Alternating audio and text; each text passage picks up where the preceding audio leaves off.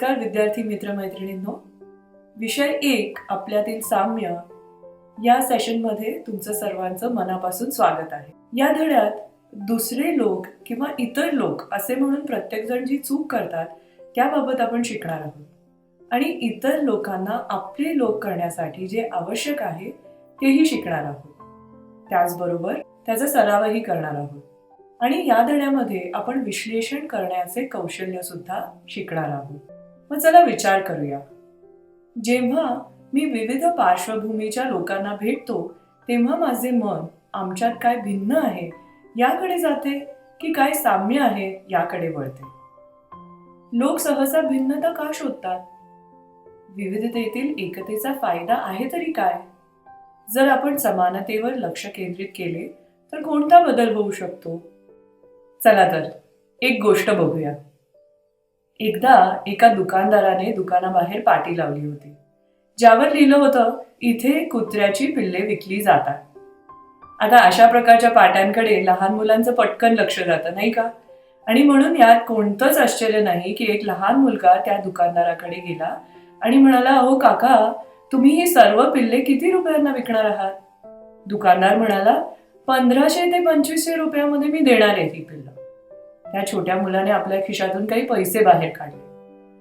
काका, माझ्याकडे 250 रुपये आहेत, मी त्यांना बघू शकतो का हो? तो दुकानदार हसला आणि त्याने जोरात चिठ्ठी वाजवली. जिथे पिल्ले ठेवली होती त्या घरातून एक बाई बाहेर आली आणि दुकानाच्या बाहेर येऊन उभी राहिली. तिच्या मागोमाग मऊ मऊ कापसाचे गोळे असल्यासारखी 5 पिल्ले पळत आली. पण त्यांच्यातील एक पिल्लू मात्र बऱ्यापैकी संथ गतीने पळत होते. मुलाने त्या पिल्लाकडे बोट दाखवत विचारले, त्या छोट्या पिल्लाला काय झालंय हो काका? दुकानदार म्हणाला, अरे जेव्हा तो पशुवैद्यकीय आला होता ना, त्याची तपासणी केली होती तेव्हा असे लक्षात आले की त्याच्या पाठीनंतर असलेल्या खोबडीत दोष आहे. त्यामुळे तो काय आता कायमचा लंगडतच चालणार आणि पायाने अधू असणार. त्या लहान मुलामध्ये उत्साह संचारला, मला हेच पिल्लू हवंय. दुकानदार म्हणाला, अरे नाही, तुला या पिल्लाला विकत घ्यायची अजिबात गरज नाही. तुला खरंच हे पिल्लू जर हवं असेल ना, मी तुला तसंच देऊन टाकतो, तू घेऊन जा. त्या लहान मुलाला वाईट वाटलं. त्या पिल्लाकडे बोट दाखवत दुकानदाराच्या नजरेला नजर भिडवून तो म्हणाला, तुम्ही त्याला असेच मुळीच देऊ नका. त्या लहान कुत्र्याची किंमत इतर सर्व कुत्र्यांएवढीच आहे आणि मी त्याची पूर्ण किंमत देईन. आता ना मी तुम्हाला 250 रुपये देतो आणि जोपर्यंत संपूर्ण किंमत मी चुकवत नाही तोपर्यंत दरमहा 100 रुपये देईल. दुकानदार परत नापसंती दाखवत म्हणाला, तुला खरंच हे छोटे पिल्लू याची काहीही गरज नाहीये.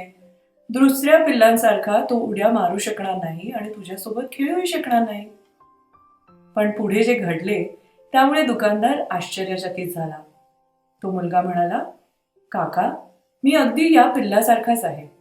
असे म्हणून त्यांनी त्याची पॅन्ट जरा वरती केली आणि त्याचा एक वाईटरित्या वळलेला अधुरा डावा पाय दिसला, ज्याला धातूचा एक मोठा जोड लावलेला होता. दुकानदाराकडे पुन्हा बघत तो लहान मुलगा म्हणाला, अगदी या पिल्लाप्रमाणे मलाही तेवढेच चांगलं पळता येतं काका, आणि या पिल्लाला कोणाची तरी गरज आहे जो त्याला समजून घेईल. जर आपण एकमेकांमध्ये साम्य काय आहे यावरच लक्ष दिले तर आपल्या हृदयात प्रेमाचे पाझर फुटतील, नाही का मित्रमैत्रिणींनो? मग प्रिय विद्यार्थी मित्रमैत्रिणींनो, आज सामाजिक जीवनातील एक सामान्य वैशिष्ट्य म्हणजे जगभरातील विविध कारणांमुळे लाखो लोकांचे स्थलांतर. हे तुम्हाला माहिती आहे.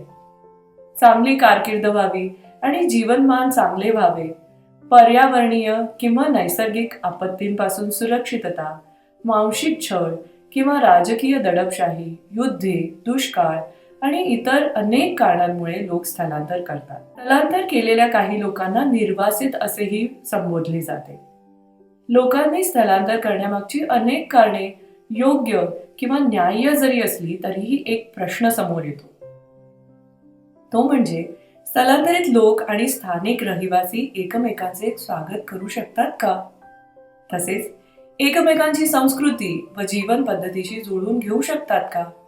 मग त्यांचा जागतिक दृष्टिकोन आणि त्यांची सामाजिक मानके, त्यांच्यातील मानवता, कुटुंब, मैत्री, नैतिकता, लैंगिक संबंध, सुरक्षा आणि एकता याबद्दलचे विचार त्यांचं काय होणार? आता आपल्या दैनंदिन जीवनात आपण ज्या लोकांना ओळखतो किंवा भेटतो त्यांचा विचार करूया. त्यांची सांस्कृतिक आणि वांशिक पार्श्वभूमी वेगवेगळी असू शकते आणि त्यांची शारीरिक वैशिष्ट्ये, श्रद्धा, परंपरा आणि त्यांचे राहण्याचे ठिकाण यामुळे आपल्याला त्यांच्यात बरेच फरक आढळू शकतात. पण त्याचबरोबर आपल्यात आणि त्यांच्यात काही बाबींच्या संदर्भात बरेच साम्य देखील आहे. जसे की त्यांची मूल्ये, सहानुभूती आणि भावना, शारीरिक गरजा, बौद्धिक क्षमता, आध्यात्मिक आकांक्षा आणि जन्मजात गुण.